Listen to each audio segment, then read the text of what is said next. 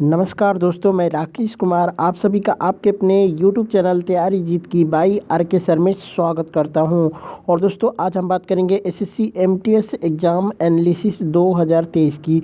जी हाँ दोस्तों, 9 मई 2023 को एसएससी एमटीएस के फर्स्ट शिफ्ट के एग्ज़ाम ख़त्म हो चुके हैं और फर्स्ट शिफ्ट के जीके और जीएस के पूरे क्वेश्चंस मुझे मिल चुके हैं। यानी 25 के 25 क्वेश्चंस 100% रियल क्वेश्चंस मिल चुके हैं। इस बात पे वीडियो को लाइक शेयर ज़रूर करिएगा। दोस्तों अगर आप लोगों को पीडीएफ फाइल चाहिए तो डायरेक्टली आप हमें इस व्हाट्सएप नंबर पे व्हाट्सएप कर सकते हैं। पीडीएफ फाइल बिल्कुल फ्री में दी जाएगी। बाकी दोस्तों सभी पीडीएफ फाइल एक साथ चाहिए तो आप हमारे टेलीग्राम ग्रुप को ज़रूर ज्वाइन कर लीजिए। वहाँ पे सभी पीडीएफ एक साथ आपको मिल जाएगी, जिसका लिंक वीडियो के डिस्क्रिप्शन में दिया गया है।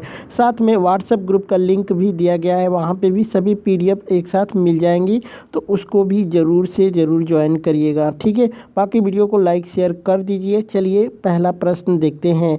पहला प्रश्न आया था कि जिम कॉर्बेट नेशनल जो कि पार्क है किस राज्य में स्थित है, तो ये नैनीताल उत्तराखंड में स्थित है। बात करते हैं जिम कॉर्बेट जो कि कॉर्बेट राष्ट्रीय उद्यान उत्तराखंड के नैनीताल जिले में स्थित सबसे बड़ा टाइगर रिजर्व है। बात करते हैं इसकी स्थापना 1936 में हुई थी। यह बड़ी संख्या में बाघों का घर होने के लिए प्रसिद्ध है, जो किसी भी भारतीय राष्ट्रीय उद्यान में सबसे अधिक है। ठीक है, वहीं बात करते हैं पार्क 520 वर्ग किलोमीटर में फैला हुआ है और इसके पूरे क्षेत्र में पहाड़ियाँ, दलदली अवसाद, नदी के किनारे घास के मैदान और एक बड़ी झील शामिल है। यह भारत का सबसे पुराना और सबसे प्रतिष्ठित राष्ट्रीय उद्यान है, तो इसको भी याद रखिएगा। नेक्स्ट क्वेश्चन देखते हैं, शाश्वती सेन किस लोक नृत्य से संबंधित है, तो इसका राइट आंसर हो जाएगा दोस्तों कथक से। ये बिरजू महाराज की शिष्या हैं। ठीक है, तो इसको भी याद रखिएगा। एक प्रश्न आया था कि लवलीना बोरगोहेन किस खेल से संबंधित है, तो इसका राइट आंसर हो जाएगा मुक्केबाजी। जी दोस्तों, लवलीना बोरगोहेन असम की भारतीय मुक्केबाज हैं, जिन्होंने टोक्यो ओलंपिक गेम्स 2020 में मुक्केबाजी के सेमीफाइनल मैच में अपनी जगह बनाई थी और ब्रॉन्ज मेडल जीता था। ठीक है, नेक्स्ट क्वेश्चन देखते हैं। 1867 में आत्माराम पांडुरंग ने किस समाज की स्थापना की थी, ये क्वेश्चन आया था। तो प्रार्थना समाज की स्थापना उन्होंने की थी। बात करते हैं तो प्रार्थना समाज हिंदू धर्म के भीतर एक सुधार आंदोलन था। यह बॉम्बे भारत में जो कि एक धार्मिक और सामाजिक सुधार आंदोलन था, बॉम्बे में शुरू हुआ था। प्रार्थना समाज की स्थापना 1867 में हुई थी। इसकी स्थापना जो कि दादोबा पांडुरंग और आत्माराम पांडुरंग ने की थी। यह आंदोलन महाराष्ट्र में धार्मिक और सामाजिक सुधार पर केंद्रित था। महादेव गोविंद रानाडे के शामिल होने के बाद प्रार्थना समाज की लोकप्रियता बढ़ी थी। वहीं बात करते हैं दोस्तों, तो वीरेशलिंगम पतुलू तेलुगु सुधारक थे, जिन्होंने दक्षिण भारत में प्रार्थना समाज को प्रोत्साहित किया था। प्रार्थना समाज द्वारा सुबोध पत्रिका नामक समाचार पत्र चलाया गया था। इसकी शुरुआत सामाजिक जागरूकता के लिए की गई थी। वहीं बात करते हैं, यह मराठी अंग्रेजी भाषा में प्रकाशित हुआ था। बात करते हैं दोस्तों ब्रह्म समाज। ठीक है, ब्रह्म समाज के जो कि संस्थापक थे राजा राम मोहन राय ने 1828 में ब्रह्म समाज की स्थापना की, जिसे बाद में ब्रह्म समाज का नाम दिया गया था। इसका मुख्य उद्देश्य शाश्वत भगवान की पूजा था। यह जो कि पौरोहित्य कर्मकांडों और बलिदानों के विरुद्ध था। वहीं बात करते हैं आर्य समाज की, तो इसकी स्थापना 1875 में स्वामी दयानंद सरस्वती ने बॉम्बे में की थी। स्वामी दयानंद सरस्वती ने वेदों की ओर लौटो और वेद सभी ज्ञान के स्रोत हैं का नारा भी दिया था, तो इसको भी याद रखिएगा।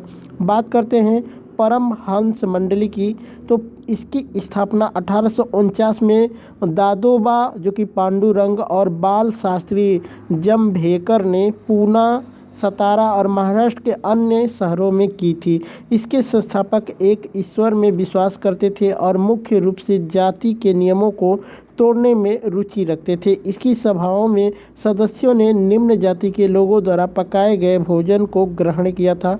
वे महिलाओं के लिए शिक्षा और विधवा पुनर्विवाह में भी विश्वास करते थे। ठीक है, तो इन सब चीज़ों को याद रखिएगा। एक प्रश्न आया था कि म्यांमार की सीमा किस राज्य से नहीं लगती है, ऑप्शंस के अकॉर्डिंग बताना था। तो ये ऑप्शंस कमेंट करके बताइएगा क्या दिया हुआ था।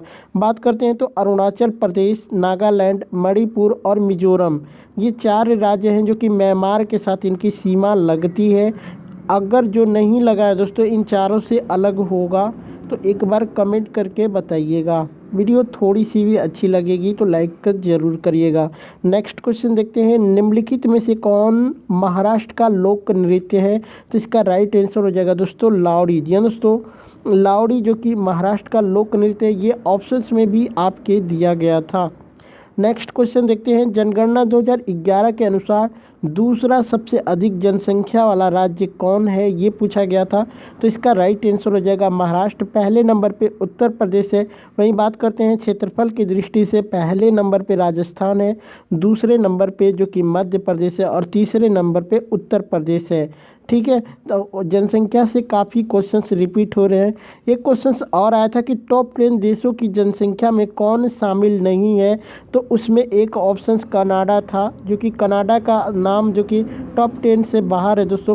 कनाडा क्षेत्रफल की दृष्टि से दूसरा सबसे बड़ा देश है, लेकिन जनसंख्या के मामले में ये 30 से भी ऊपर है। तो इसलिए ऑप्शंस में कनाडा दिया हुआ था, जो कि बिल्कुल सही आंसर हो जाएगा।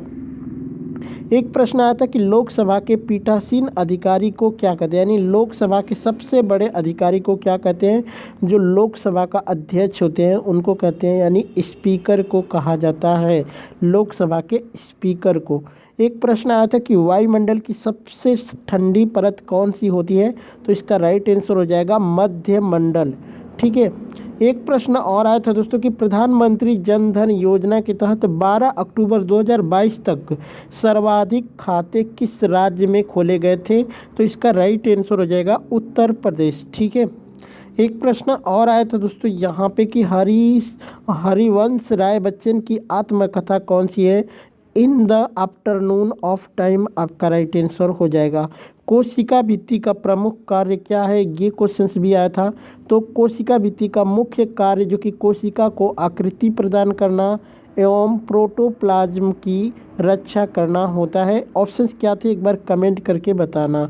एक प्रश्न और आया था कि समान नागरिकता किस अनुच्छेद से संबंधित है।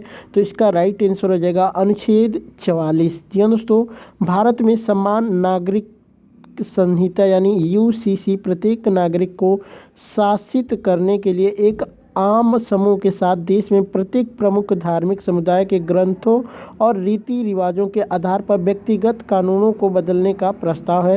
संविधान में राजनीति के निर्देशक सिद्धांत के रूप में अनुच्छेद 44 में समान नागरिक संहिता के लिए एक प्रावधान है, जिसमें कहा गया है कि राज्य पूरे भारत के पूरे राज्य में नागरिकों के लिए एक समान नागरिक संहिता को सुरक्षित करने का प्रयास करेगा। नेक्स्ट क्वेश्चन देखते हैं। एक क्वेश्चन आया था कि परिवार न्यायालय विधेयक का राज्य विस्तार कहाँ से कहाँ तक किया गया है। 2022 में इसका संशोधन किया गया था। ऑप्शन दिए गए थे राज्यों के, दो राज्यों के नाम, जिसमें हिमाचल प्रदेश और नागालैंड दिया होगा। ये बिल्कुल राइट आंसर हो जाएगा, हिमाचल प्रदेश और नागालैंड। एक प्रश्न और आया था दोस्तों कि ऐसे मिश्रण को अलग करना जो विकसित किए बिना, ठीक है, विघटित किए बिना, दोस्तों थोड़ा सा यहाँ पे मिस टाइपिंग हो गया, विघटित किए बिना उबलते हैं उसको के मतलब कौन से विधि के तहत ये होता है, ये बताना था, विधि का नाम बताना था। तो आसवन विधि इसका राइट आंसर होगा। यानी ऐसे मिश्रण को अलग करना जो विघटित किए बिना ही उबलते हैं वो किस विधि के माध्यम से होता है। तो आसवन विधि आपका राइट आंसर हो जाएगा। एक प्रश्न आया था कि विश्व का सिलिकॉन वैली किस शहर को कहा जाता है, यानी कौन से शहर को कहा जाता है। तो न्यूयॉर्क आपका राइट आंसर हो जाएगा। नेक्स्ट क्वेश्चन देखते हैं। आगरा में शीश महल का निर्माण किसने करवाया था। तो शाहजहां ने करवाया था। आगरा किला का शीश महल जो कि मुग़ल कालीनी हमाम है, इसका निर्माण मुग़ल शाहजहां यानी शाहजहां ने वर्ष 1637 में अपने परिवार के सदस्यों के लिए तुर्की हमाम के रूप में करवाया था। एक प्रश्न और है दोस्तों यहाँ पे कि निम्नलिखित में से आर्द्रता मापक यंत्र कौन सा है। निम्नलिखित में से आर्द्रता मापक यंत्र कौन सा है। हाइग्रोमीटर आपका राइट आंसर हो जाएगा। एक प्रश्न और आया था दोस्तों कि द्वैध शासन प्रणाली का त्याग प्रांतीय विधानसभा जो कि उद्गम किस एक्ट के तहत हुआ, यानी प्रांतीय, ये दोस्तों ऑप्शंस कमेंट करके बताइएगा। चलिए इससे रिलेटेड मैं सभी चीज़ें बता देता हूँ, जैसे कि मोंटेग्यू चेम्सफोर्ड या फिर मोंटफोर्ड सुधार। इस अधिनियम ने प्रांतीय सरकार के स्तर पर कार्यपालिका के लिए एक द्वैध शासन यानी दो व्यक्तियों पार्टियों का शासन की शुरुआत की थी, अतः यहाँ पे हो जाएगा। वहीं बात करते हैं दोस्तों, द्वैध शासन 8 प्रांतों में लागू किया गया था। असम, बंगाल, बिहार, उड़ीसा, मध्य प्रांत, संयुक्त प्रांत, बॉम्बे, मद्रास और पंजाब में द्वैध शासन व्यवस्था के तहत प्रांतीय सरकारों को अधिक अधिकार दिए गए थे। राज्यपाल को प्रांत में कार्यकारी प्रमुख होना था। वहीं बात करते हैं दोस्तों, 1918 में एडविन मोंटेगू राज्य सचिव और लॉर्ड चेम्सफोर्ड वायसराय ने संवैधानिक सुधारों की अपनी योजना तैयार की, जिसे मोंटेगू चेम्सफोर्ड या फिर मोंटफोर्ड सुधार के रूप में जाना जाता है, जिसके कारण भारत सरकार अधिनियम 1919 का अधिनियम जो कि अधिनियमन हुआ था। 1921 में मोंटेगू चेम्सफोर्ड सुधार लागू हुआ था। वहीं बात करते हैं दोस्तों, यहाँ पे इनका त्याग कब हो गया था, तो इसका त्याग हुआ था भारत सरकार अधिनियम 1935 के तहत। इसे अगस्त 1935 में ब्रिटिश संसद द्वारा पारित किया गया था। यह उस समय ब्रिटिश संसद द्वारा अधिनियमित सबसे लंबा अधिनियम था, इसलिए इसे दो अलग अलग अधिनियमों यानी भारत सरकार अधिनियम 1935 और वर्मा सरकार अधिनियम 1935 में विभाजित किया गया था। तो दोस्तों ऑप्शंस में कौन सा एक्ट दिया हुआ था, एक बार कमेंट करके ज़रूर बताइएगा।